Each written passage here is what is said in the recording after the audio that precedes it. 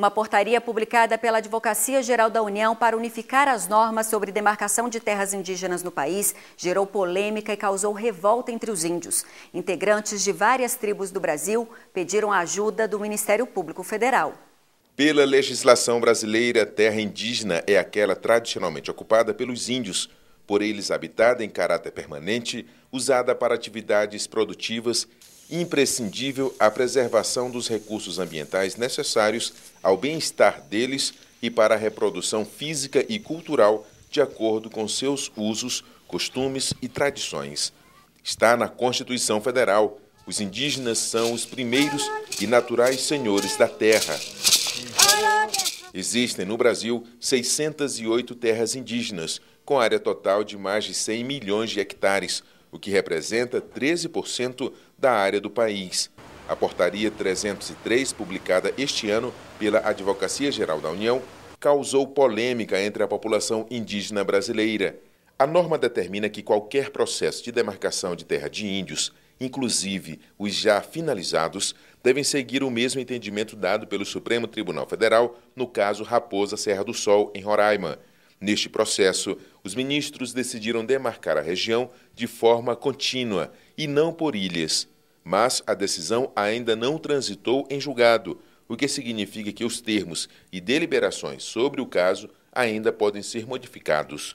No Mato Grosso e no Maranhão, a portaria não foi bem recebida pela comunidade indígena.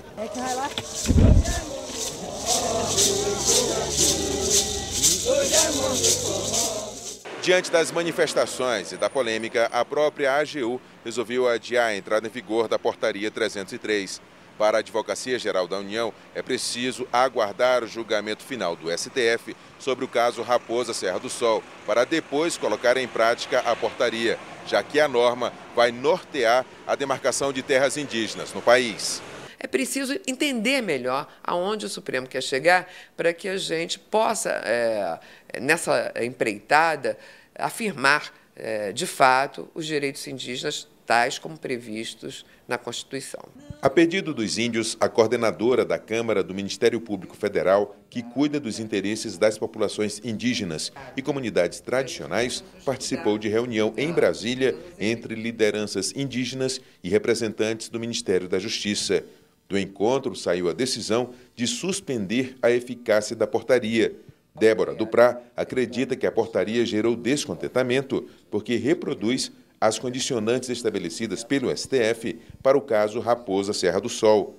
Tais condicionantes foram objeto de recurso do MPF por causa de incoerências. O fato é que, nesse caso, havia um pedido, uma causa de pedir, e essas condicionantes elas jamais foram objeto de pedido, de causa de pedir, e jamais foram submetidas às partes para que sobre elas se manifestassem. Então, esse é um problema, digamos, de ordem formal. Mas há também, a nosso ver, várias questões de direito substancial. A condicionante, em vários pontos, no nosso entender, ela está contra o regime constitucional indígena. Em nota, a FUNAI, Fundação Nacional do Índio, órgão do governo federal que coordena as políticas indigenistas no país, também entendeu que a Portaria 303 restringe o reconhecimento dos direitos dos povos indígenas, em especial os direitos territoriais previstos na Constituição Federal. Em Goiás, o Ministério Público Federal cobra transparência do INCRA com relação à política de reforma agrária no Estado. A intenção é organizar o sistema de distribuição de terras para atender às 12 mil famílias que esperam ser beneficiadas.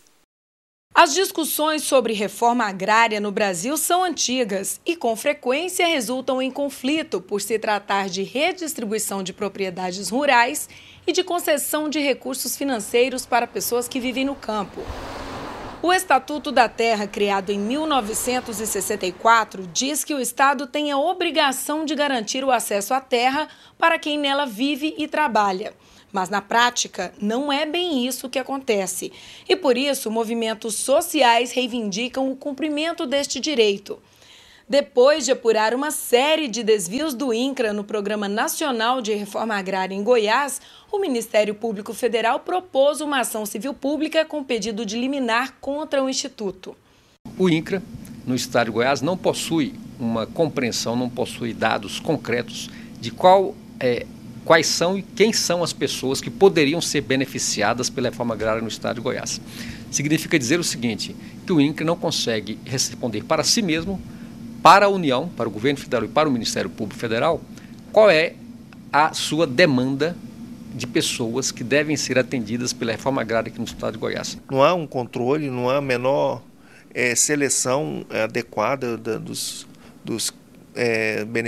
futuros beneficiários, e além de também haver dentro dos assentamentos no estado, haver um passivo muito grande a ser retomado pelo próprio INCRA, porque o INCRA, muitas vezes a pessoa revende aquela parcela e ele irregularmente, mas ele não retoma aquela parcela como deveria retomar. Neste momento, a sede do INCRA em Goiânia está assim, tomada por famílias de um movimento social que aguardam ser atendidas pelo programa de reforma agrária.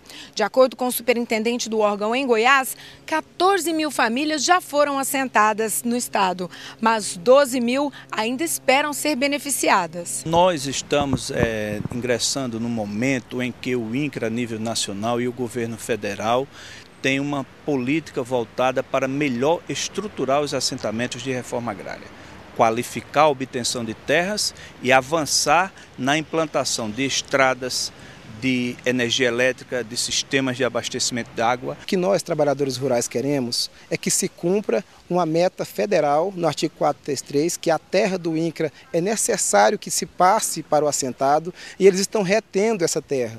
De acordo com o procurador da República, Ailton Benedito, a proposta da ação do MPF é a de obrigar o INCRA a disponibilizar em 90 dias informações que mostrem com transparência todas as ações do Instituto sobre distribuição de terra. A obrigação do INCRA é ter um cadastro que mostre para ele exatamente hoje e em qualquer momento qual é a sua demanda, qual é a quantidade de pessoas que devem ser atendidas pela reforma agrária no estado de Goiás. E mais que isso, a obrigação do INCRA é disponibilizar essas informações para as instituições públicas de controle, Ministério Público, por exemplo, para a sociedade geral, que custeia a reforma agrária, que mantém a reforma agrária, que sustenta financeiramente a reforma agrária, para os beneficiários, para os beneficiados. Todos têm direito de saber exatamente como se desenvolve essa política pública, Política Nacional de Reforma Agrária. Para o superintendente do INCRA, o prazo pedido pelo MPF é curto para ser atendido. No prazo que o Ministério está nos solicitando de 90 dias,